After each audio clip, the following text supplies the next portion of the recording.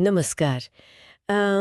हाल के दिनों में बेंगलुरु, मुंबई, पुणे जैसे शहरों से भाषा को लेकर जो टकराव की खबरें आ रही हैं, वो काफ़ी चौंकाने वाली हैं। हाँ, बिल्कुल। ऑटो ड्राइवर्स, कैब ड्राइवर्स, यहाँ तक कि दुकानों में भी। हाँ, ऐसे वीडियोस वायरल हुए जहां कन्नड़ या मराठी न बोलने पर लोगों से बुरा बर्ताव हुआ, मारपीट तक की नौबत आई। हाँ, और ये सिर्फ सुनी सुनाई बातें नहीं है। हमारे पास एक डिटेल यूट्यूब वीडियो एनालिसिस है जो इन घटनाओं की पड़ताल करता है। अच्छा, तो आज हम उसी के जरिए ये समझने की कोशिश करेंगे कि क्या ये मामला सिर्फ जबान की लड़ाई का है या इसके पीछे कुछ और भी है। मतलब जैसे रोजगार, अवसर, पहचान, ये सब मुद्दे। हाँ, बिल्कुल, कि ये घटनाएं क्यों हो रही हैं और अलग-अलग पक्ष क्या कह रहे हैं। ये वाकई एक काफी उलझा हुआ मामला लगता है। चलिए शुरू करते हैं। पहले इन घटनाओं को थोड़ा और समझते हैं।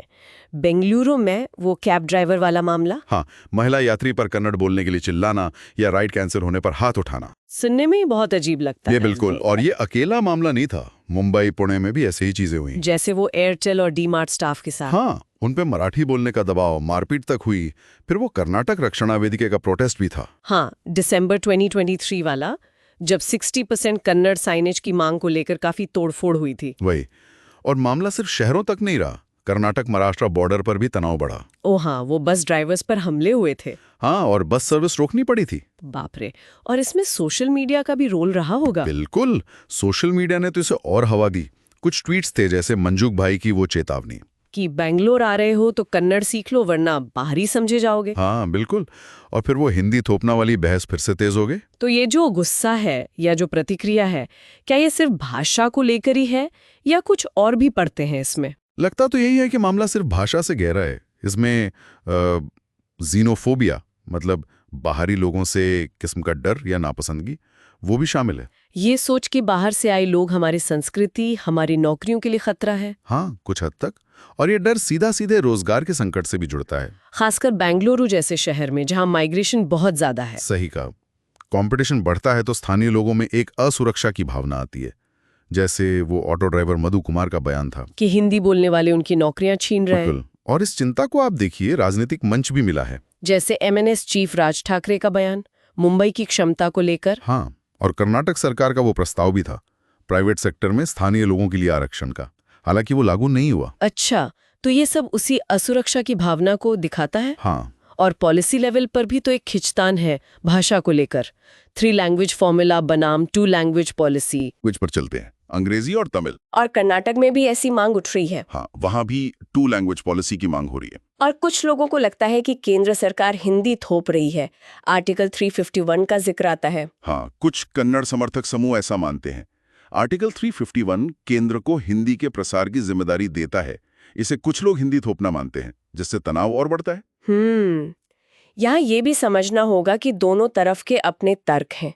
स्थानीय लोग क्या सोचते हैं? देखिए, समाजशास्त्री चंदन गौड़ा जैसे लोग सवाल उठाते हैं कि अगर दक्षिण भारतीय जरूरत पड़ने पर हिंदी सीखते हैं, तो उत्तर भारतीय यहाँ आकर स्थानीय भाषा सीखने की कोशिश क्यों नहीं करते? ये एक वाजिब सवाल लगता है। हाँ, और स्थानीय लोगों को लगता है कि उनके अवसर छिन रहे हैं, उनकी नौकरियों पर, उनके संसाधनों पर बाहर के लोग आ रहे हैं। वहीं दूसरी तरफ जो लोग बाहर से आते हैं, उनका क्या अनुभव है?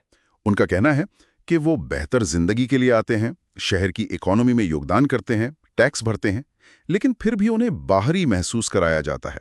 कभी-कभी उत्पीड़न भी होता है। ये उनके लिए काफी निराशाजनक है। तो ये तो बड़ी जटिल स्थिति है। इसका कोई हल, कोई रास्ता नजर आता है? देखिए, कुछ सुझाव तो हैं, जैसे 2 लैंग्वेज पॉलिसी अपनाना, हिंदी को वैकल्पिक बनाना, शायद आर्टिकल 343 या 351 पर फिर से विचार करना। लेकिन सिर्फ कानून या पॉलिसी बदलने से क्या होगा? सही बात है। उससे ज्यादा जरूरी है आपसी सम्मान और सहानुभूति, एक दूसरे की दिक्कतों को समझना। और शायद स्थानीय भाषा सीखने की जो कोशिशें हैं, उनको बढ़ावा देना भी जरूरी है। हाँ बिल्कुल। जैसे बेंगलोर में कुछ ऑटो के पीछे कन्नड़ सिखाने वाले पोस्टर्स दिखते हैं, या वो बिहार के राजन कुमार हैं जो कन्नड़ में व्लॉगिंग करते हैं। हाँ, मैंने सुना है उनके बारे में। ये छोटी कोशिशें भी बहुत मायने रखती हैं। और ये भी याद रखना चाहिए कि ये सिर्फ भारत की बात नहीं है। मतलब ये ग्लोबल मुद्दा है। हाँ, यूरोप, अमेरिका, हर जगह अप्रवासी और स्थानीय लोगों के बीच तनाव दिखता है। मुद्दा सिर्फ भाषा का नहीं, स्वीकार्यता का है। लोग चाहते हैं कि बाहर से आने वाले उनकी संस्कृति, उनकी भाषा को अपनाएं, उसमें घुले मिले। तो कुल मिलाकर बात यह कि ये टकराव सिर्फ भाषाओं का नहीं है। नहीं, ये पहचान का, रोजगार के अवसरों का, माइग्रेशन का, ग्लोबलाइजेशन का, इन सब का मिला जुला नतीजा है। एक तरफ अपनी संस्कृति, अपने अवसरों के खोने का डर, और दूसरी तरफ बाहर से आए लोगों में अपनेपन की तलाश और कभी-कभी अलगाव का दर्द। यहाँ एक सवाल जरूर मन में आता है जिसे श्रोताओं के लिए छोड़ना चाहिए। हाँ, बिल्कुल।